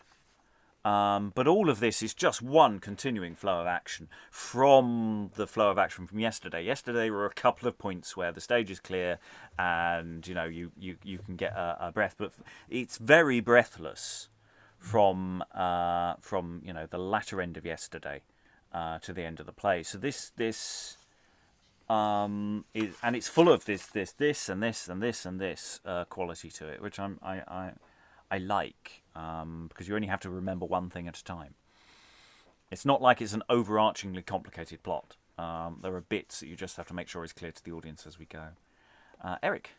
It feels a bit like Fulgence and Lucrece, which is not exactly... I mean, it has comedy elements, but it's not quite this level of comedy. And where you've got like the sort of B-plot characters, so basically A and B in Fulgence and Lucrece, stepping sort of into the world of the play, and then they step back out at the end, which is kind of weird, but also something that does. Yeah, there is a real A-B quality to it, Wilkin and Fenell at the end, isn't there?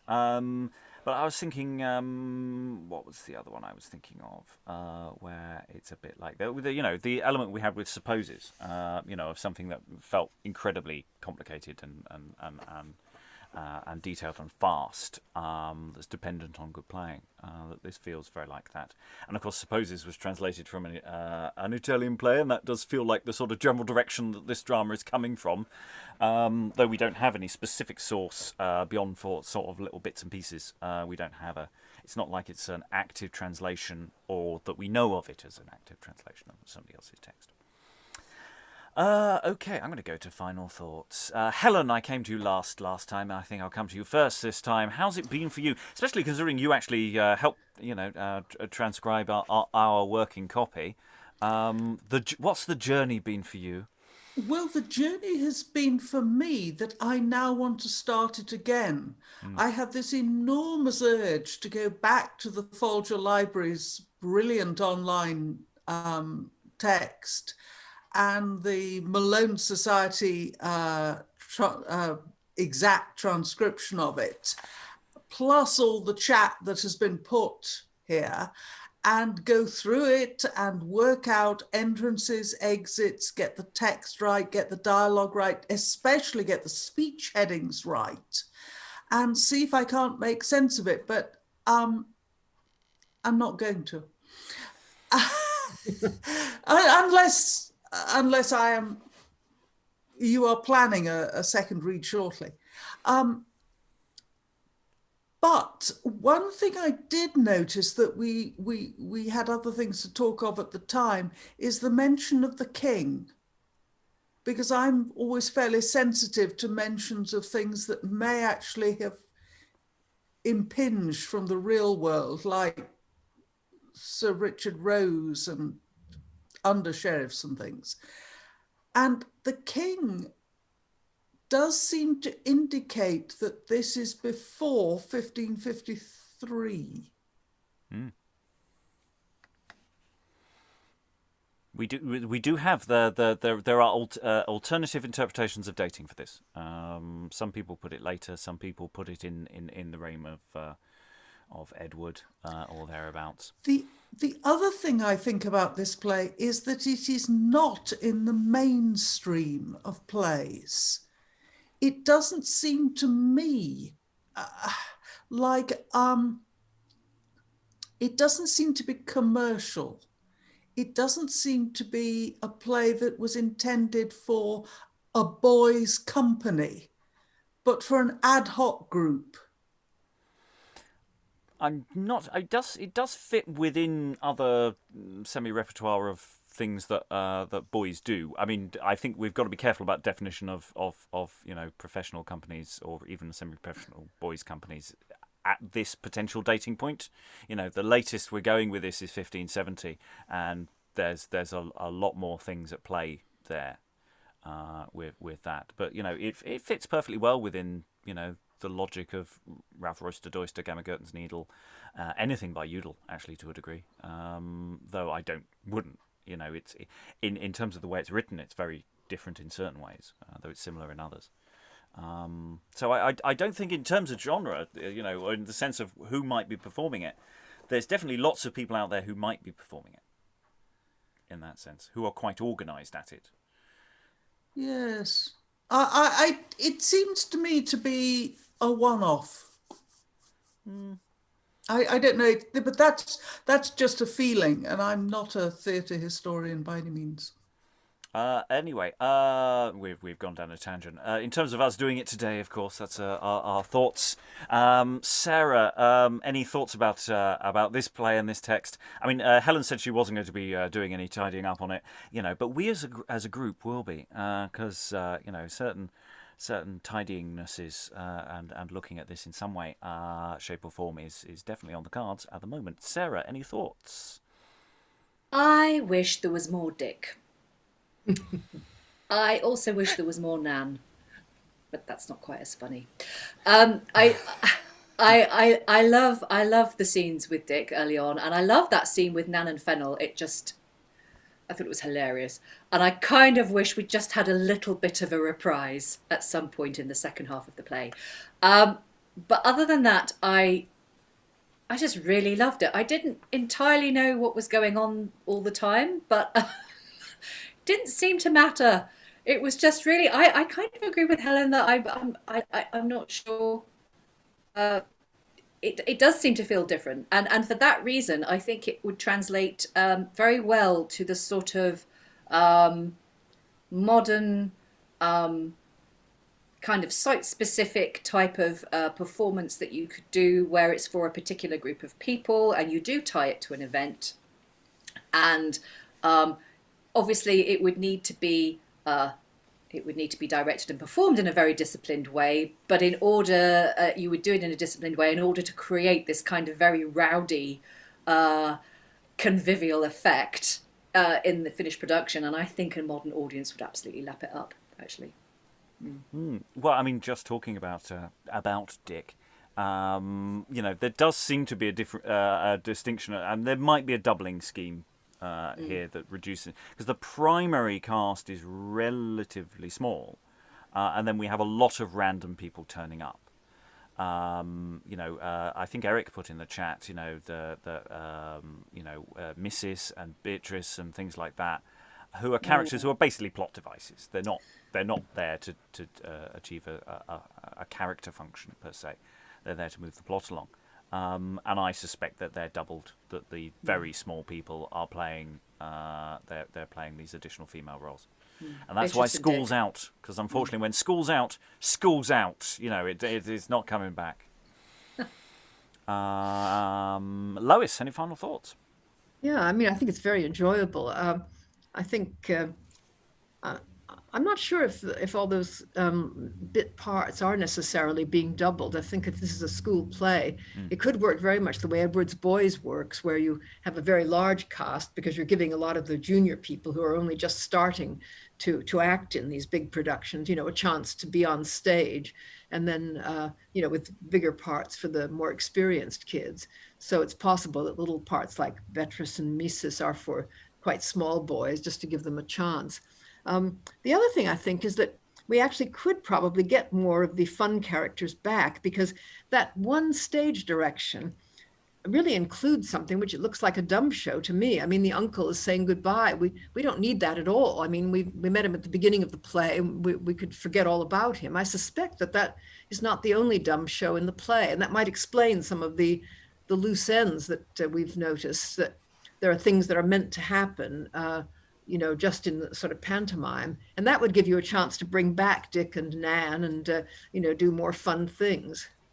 Yeah, because, you know, one of the things we really enjoyed about yesterday was that sort of world-building quality of the family life. And, yeah, the idea of dumb show, because doesn't that occur, you know, maybe that's an indicator also that is the beginning of a unit of action, that maybe there are these little moments to give people breathers, though it does seem to be contiguous. But definitely it's the kind of thing we could put in, if nothing else, because I think that there are moments where you just need to make it clear what's going on as it's happening. Yeah, I mean, for example, Dick is supposed to be reporting to Julie what's going on. He's acting as kind of spy in the household, and he could do that silently because there seem to be places where Julie is suddenly remarkably well informed.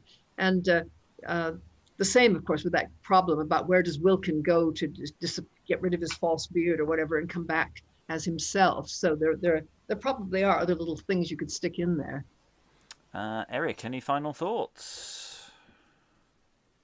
I was interested in the fact that you suddenly have a third clown turning up really near the end of the play, and it seems to be like, yeah, we need someone to sort of help us tie this up, kind of thing. Obviously, it also kind of maybe it's like sort of a clown in training even. And I guess what's interesting is also that the clowns don't have the usual sort of early modern thing of food, sex, not drugs. That's rock and roll. Food, sex, and money. They don't have that. They're aiming for something very specific, which is their freedom. Well, I don't know. Fenell, when he first appears, is all food and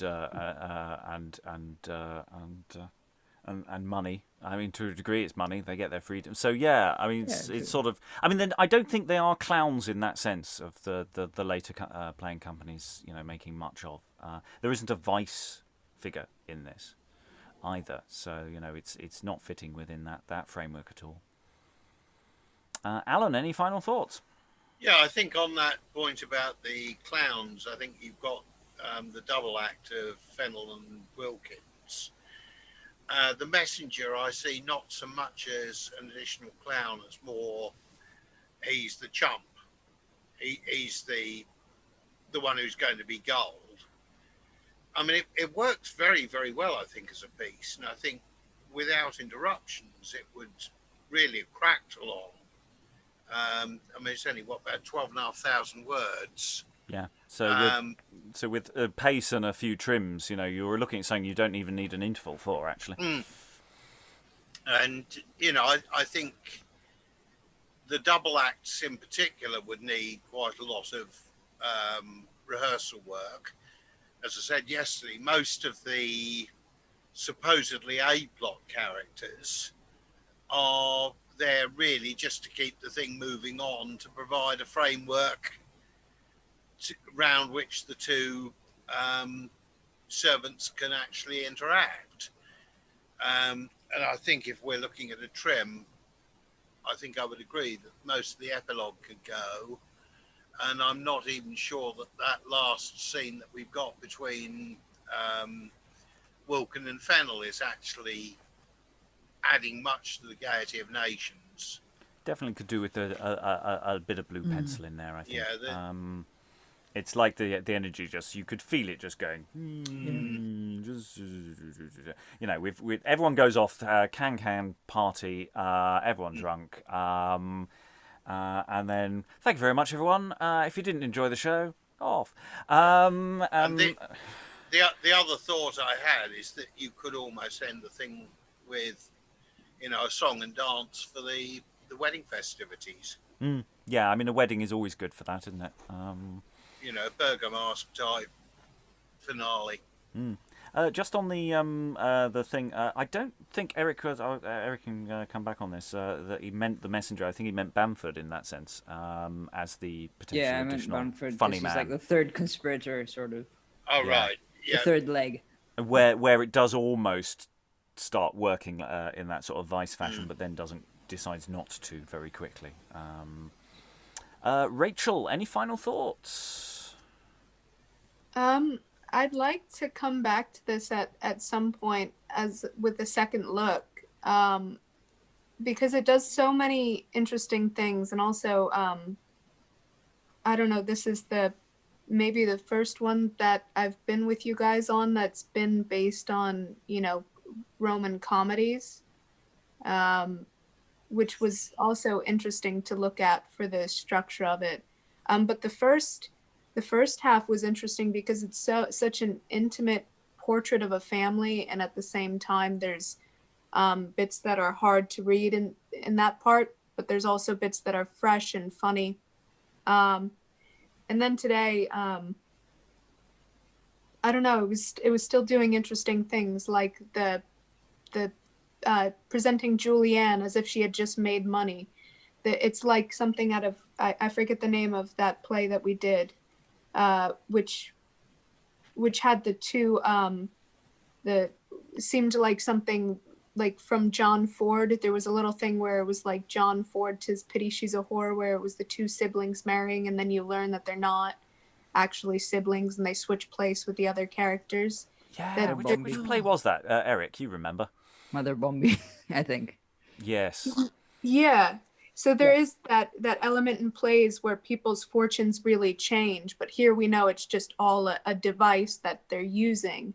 So I think there is a little bit of meta there, and there is a little bit, where they've done something, where they've done things new and presented these ideas. And I don't know, maybe these things that in other plays might come off as cliche, and they do it new and interesting. And so I think there's stuff here. Lynn, final thoughts, please. Yeah, it's funny. I can sort of sympathize with Helen's intuition that there's something sort of outlier about this text, but I also agree with Robert's point that it's reminiscent of Udall. I also get kind of a Bugbears vibe from it. So for what's worth, you're both right about that. But what I was going to say for myself is that this is one I really want to see with physical bodies in a physical space, because what I like best about it is the fact that the stage is never empty. These people come and these people go, and that there's this sort of chain of one person from scene A gets left in scene B, and then that I love that about it, that it just never stops moving. The breathless quality that Rob mentioned, and I think it would be a grand experiment to play it without an intermission. Just don't let the audience breathe, and then it doesn't really have to make sense. Just don't let them think about it. Well, yeah, and I think I think once you dig into it and you put a few minor tweaks in terms of visual explainers, I think it does make sense. It's just we don't have enough framework on this text to make it immediately clear what's going on. And Lynn's point about, we need to work through it physically to actually make the text function fully. That's not to say we won't do it as a second look within this framework, but it is one where I really kind of want to get a boys' company together and work. Just throw them at it, and get some youth theatre going on this kind of text, because I think it would, with the right kind of working, that would work incredibly well. So for a play that basically very few people have ever heard of, which I hadn't even read at all. I mean, I vaguely scanned through it when passing on Helen's marvelous transcription. I had no real knowledge or expectation. I'm always delighted when it turns out to be quite good. So all that remains is to thank all the wonderful readers for all their wonderful thoughts. Thank you very much, everyone, and goodbye. Hiss, piss, hiss, piss, piss.